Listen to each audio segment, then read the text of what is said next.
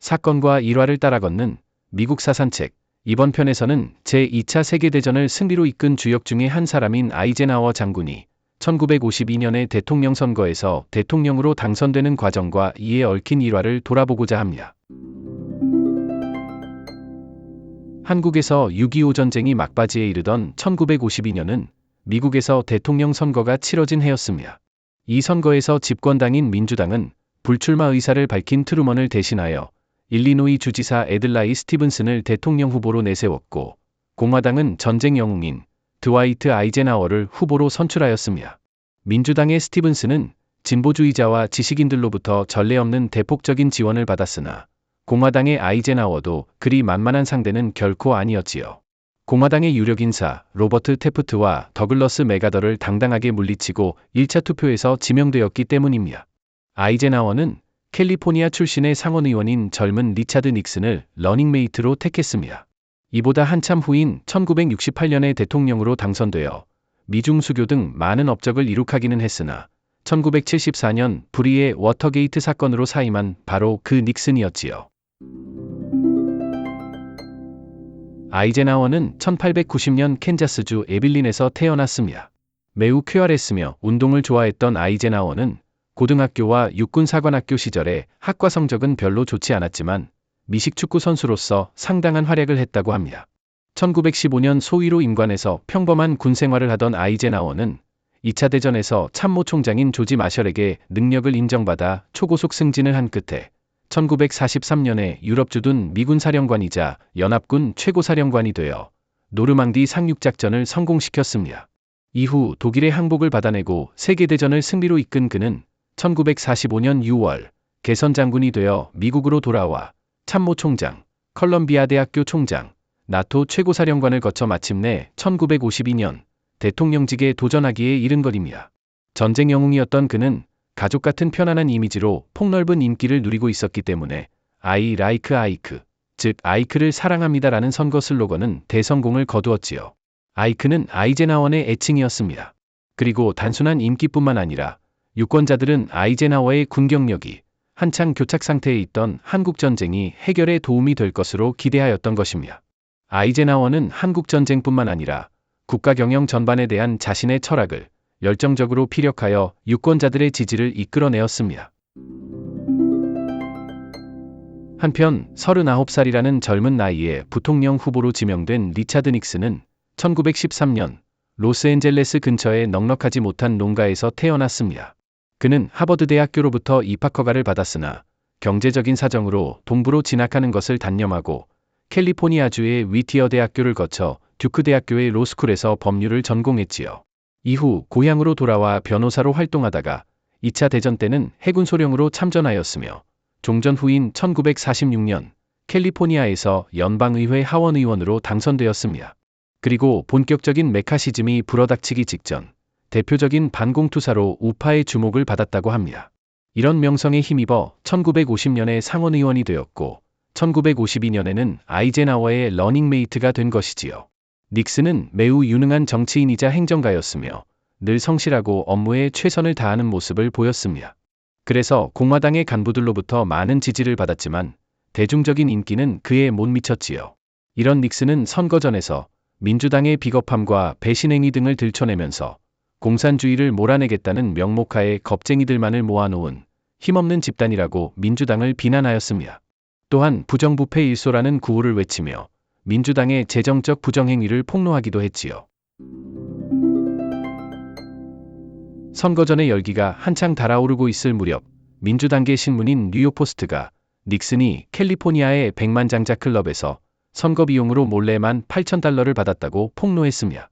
부정부패 일소를 공약으로 내걸고 싸우고 있는 공화당에게 결정적으로 불리한 기사가 터진 것이지요. 하지만 닉슨은 자신이 부정한 일을 했다고 추호도 생각하지 않았습니다. 기부받은 돈 전액을 포스터 제작, 통신비, 비서, 인건비 등의 선거 비용으로 사용했기 때문입니다. 그러나 여론은 선거 기간에만 정치 자금을 모금할 수 있다는 규정을 어겼으며 돈이 정치활동에만 사용되었다는 주장을 수용할 수 없다는 분위기로 흘러가 닉슨은 사퇴의 압박에 처해지고 말았습니다. 닉슨의 퇴진을 요구하는 여론은 나날이 높아갔으며 아이젠하워 역시 화가 나서 닉슨이 이 문제를 정리하지 않으면 러닝메이트 지지를 철회하겠다고 선언했지요. 그러자 공화당 전국위원회는 TV 방송 시간을 사서 닉슨이 국민 앞에 서서 이 의혹을 해명할 기회를 주었습니다. 닉슨은 TV 카메라 앞에 서서 이렇게 차분하게 자신을 해명하였습니다. 나는 어린 두 딸의 아버지이자 지금 제 옆에 서 있는 여자의 남편입니다. 나는 태평양 전쟁에 참전한 바 있으며 재산은 자동차와 $4,000에 달하는 생명보험이 전부이며 살고 있는 집은 저당 잡혀 있는 상태입니다. 나는 선거 비용으로 기부받은 돈을 단 $1도 개인적으로 사용한 적이 없습니다. 내가 받은 선물이 있다면 그것은 어린 딸들이 받은 애완용개 한 마리뿐입니다. 내 아내 팻은 그 흔한 밍크 코트도 없습니다. 그러나 그녀는 공화당이라는 훌륭한 코트를 입고 있습니다. 나는 언제나 그녀에게 당신은 어떤 코트를 입어도 아름다울 것이라고 말해왔습니다. 여기서 잠깐 덧붙이자면 닉슨이 팻이라고 부른 그의 부인 캐서린은 역대 미국의 퍼스트레이디 중에서 가장 왕성한 내조와 외부 활동으로 미국인의 존경을 받은 인물입니다. 고등학교 교사로 있다가 닉슨을 만나 결혼한 그녀는 세계의 여러 곳을 순회하면서 인도주의적 봉사활동과 기금 모금에 앞장섰지요. 16만 킬로미터 이상을 여행한 그녀는 1972년 유엔 사절단을 이끌고 라이베리아 대통령의 취임식에 참석하였으며 지진으로 폐허가 된 페루와 베트남의 최전방 전투지대를 방문하기도 했습니다. 또 장애자의 고용을 촉진하기 위해 대통령직 속 고용위원회의 일원으로 일하기도 했지요. 한편 닉슨의 작은 딸 줄리는 아이젠하워의 손자와 결혼했습니다. 아무튼 차분한 그의 연설에 모든 미국인들이 감동했습니다.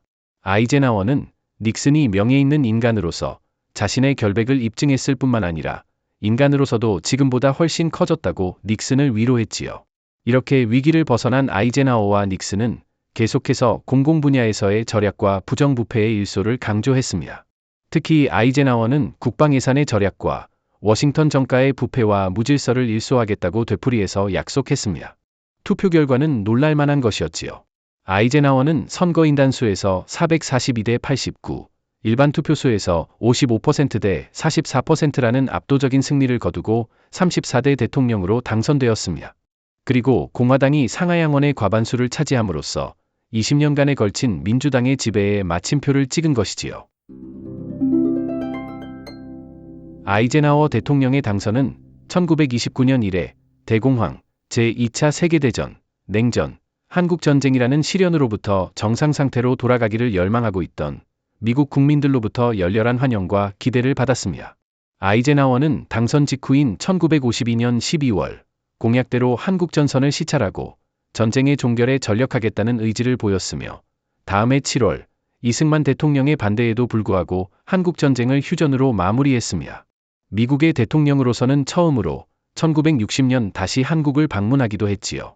한편 국내 정치에서 아이젠하워는 중도주의를 지향하여 당파를 초월하는 정책을 폈습니다. 덧붙이자면 아이젠하워 대통령의 가장 큰 공적 중의 하나는 1956년에 연방도로법을 제정하여 주간 고속도로망을 구축한 것이었습니다. 인터스테이트 하이웨이로 불리는 이 도로망은 미국 전역을 연결하는 자동차 전용도로 체계로서 2차 대전 후 미국 경제의 호황에 따라 급증하는 도로교통 수요에 대처하기 위한 것이었지요. 1956년부터 건설이 시작되어 급속히 노선망을 확충한 끝에 현재 총연장이 8만 킬로미터를 상회하는 세계 최대의 고속도로 체계를 자랑하고 있습니다. 한편 아이젠하워 대통령의 첫 임기 중인 1953년 10월 정부는 사상이 좋지 못한 관료 1,456명을 숙청한다고 발표했지요. 당시는 중국의 국공내전에서 공산당이 승리하고 소련이 원자폭탄 시험에 성공하자 미국에서는 공산주의 확산에 대한 경계심이 더욱 커지고 있던 상황이었습니다. 이러한 상황에 편승하여 반공주의의 선봉에 나선 상원의원 메카시와 그 동료들의 광적인 공산주의자 색출활동은 이후 메카시즘으로 불리게 되었지요. 그들은 많은 사람들로부터 존경을 받던 유명한 물리학자 오펜하이머를 과거의 공산주의자 친구들과 어울렸다는 구실로 추방할 정도였습니다. 얼마 후 메카시는 미국의 소리나 제외 미국 도서관 같은 해외 선전기관에 관한 조사를 시작했습니다. 도서관에서 공산주의 성향을 가진 저자들의 서적을 몰수해 검토에 들어가자 일부 도서관장들은 대출이 금지된 서적들을 미리 파기해버리기도 했지요. 그러나 아이젠하워와 의회는 지나치다고 할 정도의 메카시의 조사 활동에 대해서는 침묵을 지켰습니다. 미국에서 공산주의를 추방하려는 활동을 굳이 막을 필요가 없다고 생각했기 때문이지요. 그러나 사실상 공산주의자에게 굴복한 한국전쟁이 휴전이 가져다준 좌절감이 어느 정도 가라앉자 메카시의 지나친 조사활동과 인권 유린에 대하여 국민과 의회 그리고 정부는 차츰 비판적이 되기 시작했습니다. 그러던 어느 날 메카시가 고위급 장교에 대한 조사 과정에서 육군을 공개적으로 모욕하는 발언을 함으로써 거꾸로 그 자신이 조사 대상이 되고 마는 일이 벌어졌지요.